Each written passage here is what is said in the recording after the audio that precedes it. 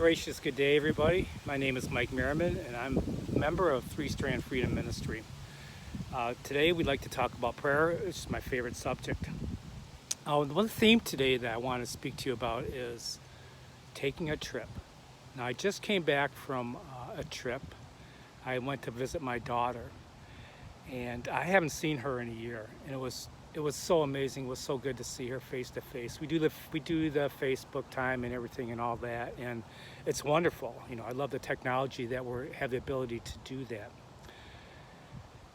But I have to tell you that there's nothing like nose to nose, face to face. And the reason why I bring that up is because there we go. So when we're going on a trip, what do we pack? What do we plan for? You know, we plan for, clothing. We plan for our personal articles. We plan that we have enough money for food and gas and all that stuff. But do we plan for prayer? Do we have something down to where we can fall back on? Because our normal routine is going to be totally messed up, as mine was. But I knew that once I, went into prayer, it didn't have to be the same as I always did, and it didn't have to be the same way. But it felt so good knowing that I can always reach out to Jesus. I can always reach out to God, and they're there. It doesn't matter if I'm leaving my door and walking down the street, like I did today, in this beautiful, gorgeous day, or if I'm sitting in my prayer chair, meditating on the things that are going on in my life. Prayer is a tool, but it's also armor. It's spiritual armor against all of the attacks of Satan, of the devil, because nothing upsets him more than when you go into prayer. And nothing strengthens you more when you go into prayer. And it doesn't have to be, like I said before, it doesn't have to be flowery. It doesn't have to be anything that's grandiose. But you should have it. And so when you're going on this trip, what are you bringing with you?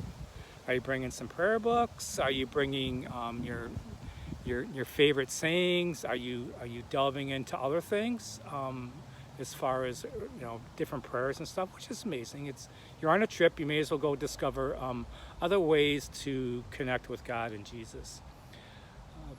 This particular trip I took, like I said, it was amazing. I hadn't seen my daughter in a year.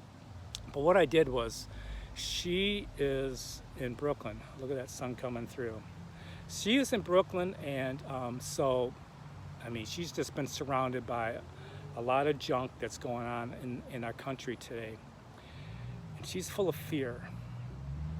I did notice, though, that it did kind of shed away once we got together. But what I did was I pulled her out of the city, and we went upstate New York.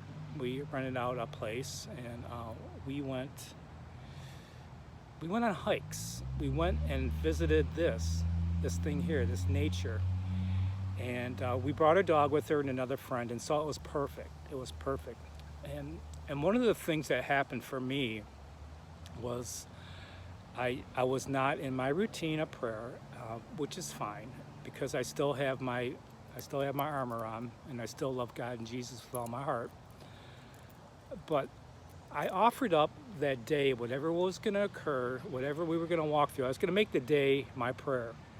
And so it was amazing as we're going through these trails, and they were just beautiful trails, in upstate New York and, in the northern half of United States, when autumn comes and all the leaves just bloom, and you can see the tree behind me.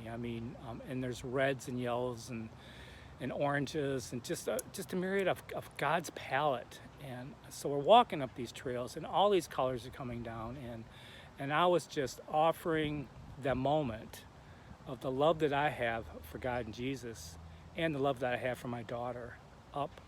And it was just such an amazing, prayerful day for me, because everything that unfolded kept me in the moment.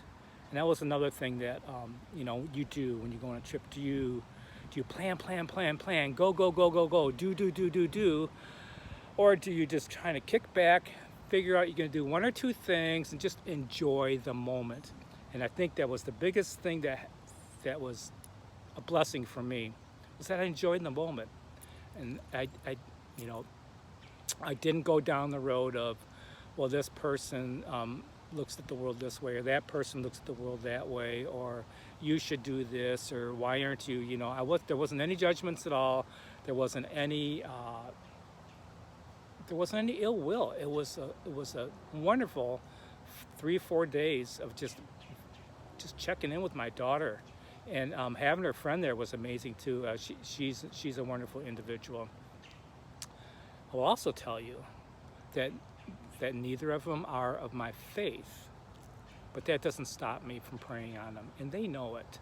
And as a matter of fact, her friend approached me with a situation where she told me that she wasn't even going to come. I'm glad she did, because there was a tragic event that occurred in her life, and it was a friend's family someone who had died suddenly. And she wasn't sure that she was going to come, but I was so glad she did, because just the prayer of God's nature, His wondrous works, what it does to you when you go outside and you just look at all of the things that He does for us, just on a very basic level. You know, like right now, there's a wind coming through, and I'm not sure if the song quality is going to be really good on this. But you know what? It is what it is. But the wind rushing through all of these gigantic trees that I'm standing out and blowing some of the leaves off, it's so amazing. It's almost like I'm being washed. I'm being cleansed of any negativity, of any bad thoughts, of anything that might heed me from going closer into God and Jesus. And here's another sound. I hear some birds on that side there just kind of chirping away, which is awesome. One of the things that we did do is we did go on a trail, and the trail was it was arduous. It was a good trail. It was a good trail, and even the little dog did well. But we came to a crest. It's called Cat's View, and you could look out for miles and miles and miles and miles and see everything. But the really neat thing was there are hawks circling over us. We were that high up from the ground, from, you know, down below. The hawks were circling over us, and you can hear them cawing, and you know, whatever noises hawk made. I was amazed, you know, and so I offered that up as well. You know, I thought, you know, here's God speaking through us again. So through nature. So I just want to let you know that when you go on vacation, make sure you pack away your prayer, and make sure you pull it out, and make sure you use it, and make sure you bring it back with you, and then unpack it and pray some more. You know, and I would say that one of the biggest things that I got, other than, you know, my deepening love of God and Jesus day by day, but just how much I love my daughter. She's just an amazing, amazing person. And I'm so blessed and so grateful that she's matured into the person that she is. And I had the ability to stay in the moment the whole time.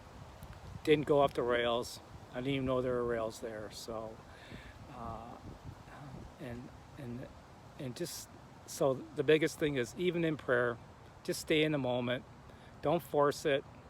Don't say, well, I have to get all these prayers done before I go to work, or I have to have these prayers done before my break or ends, or I have to, you know. No.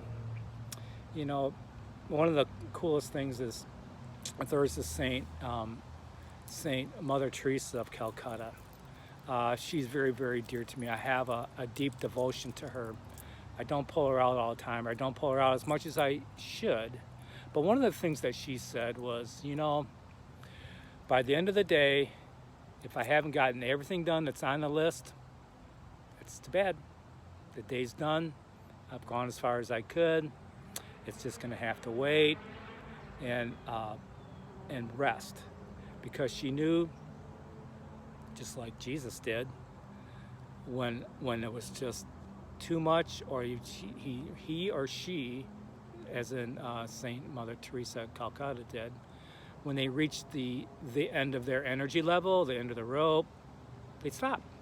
They said, "Okay, God, this is it. This is all I can give for you today," and be glad in it. Be no angst, but celebrate what you did do for Him and for for God and whoever else you're serving.